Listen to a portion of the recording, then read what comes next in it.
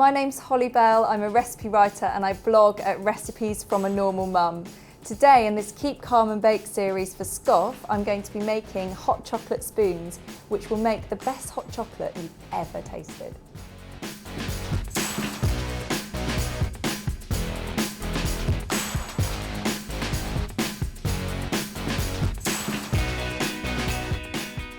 First thing to do is choose your chocolate. So I love really dark chocolate. This is 70% cocoa solids, but you could choose milk chocolate or even white chocolate, whatever you fancy. And then you need some of these little silicone cups there for baking cakes in. So take your chocolate, break it up, and then just fill these silicone cups up. Get as much chocolate as you can into them, because when you melt it, it is going to drop down a bit, and we'll add a bit more in a second. I'm going to pop them into the microwave.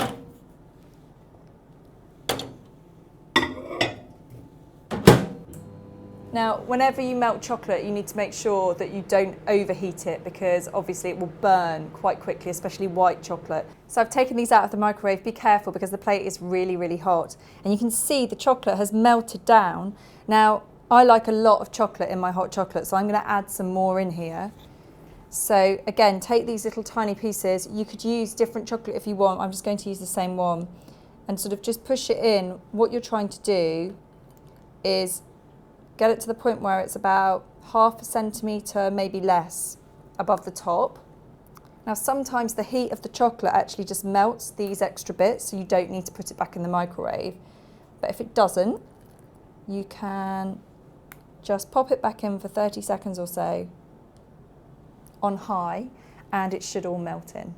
So these have come out of the microwave and I've let them cool a little bit, because if you try and put the spoons in before they've cooled, they're really hard to stand up. This is so easy, I know, but if you do want to check the ingredients list and the quantities, have a look in the description box below.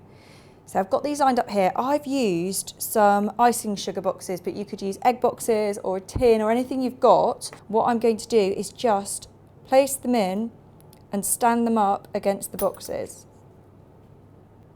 Okay, so we leave those there for probably about ½ an hour until it's starting to get a bit of a set, and then after that we'll add our sprinkles and marshmallows to the top. So these have set a little bit, not completely, they're still sticky on the top, but you want them to have set a tiny amount so that none of these little sprinkles fall to the bottom. So what I've got are, these are like little crispy chocolate spheres, and you can either use your hands or you could use a spoon, depends on what you find easiest, and just drop them onto the top.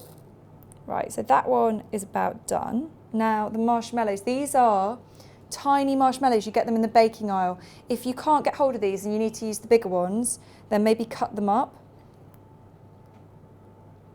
And again, I'm just going to let these fall on top. Right, and then I've got these lovely white chocolate stars.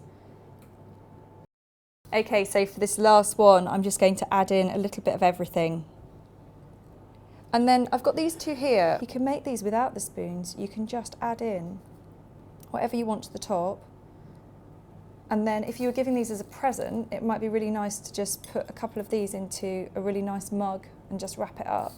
Okay, so let those set completely, and when they're set, we'll peel them away and then we can wrap them up for someone. Just really carefully peel the silicone away from the edge. It should come away really easily. Just show you with this one, so that there's nothing left in there. And then you can either straight away pop them into some hot milk just to try it for yourself, or you can take the ones with the spoons and wrap them in some cellophane, and I've just put a ribbon around here, and then find a really nice mug, and it's a fantastic present. So if you enjoyed this, then don't forget to subscribe and also have a look on my blog, recipesfromanormalmum.com, and I will see you next time.